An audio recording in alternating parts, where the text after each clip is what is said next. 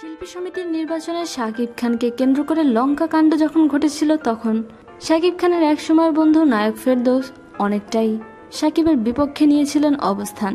বলেছিলেন নির্বাচনের ভোট গণনার সময় শাকিব খান কেন সেই রুমে প্রবেশ করলো সেটা তিনি জানেন না। সে সময় ফেরদৌসের ভীষণ সমালোচনাও করেছিলেন শাকিব ভক্তরা।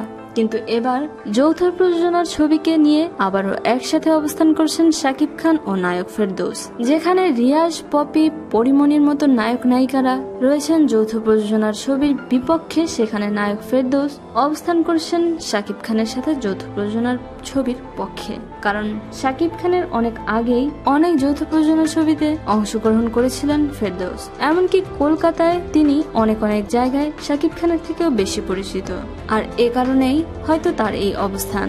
সাংবাদিকদের বিভিন্ন প্রশ্নের উত্তরে নায়ক ফেরদৌস জানান, কাফনের কাপড় পরে যারা আন্দোলন করেছিলেন তারা ক্ষুদ্র স্বার্থেই আন্দোলন করেছেন।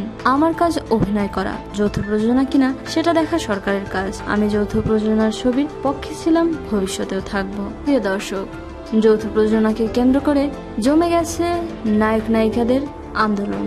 একে অন্যের পক্ষে বিপক্ষে অবস্থান করছেন একসময়ের সহকর্মী ও বন্ধুরা।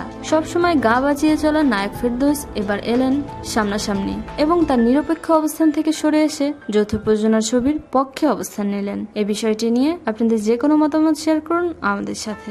শোবিজের আরো নিত্য নতুন খবর জানতে আমাদের সাবস্ক্রাইব করুন, লাইক দিন এবং কমেন্ট করতে ভুলবেন না।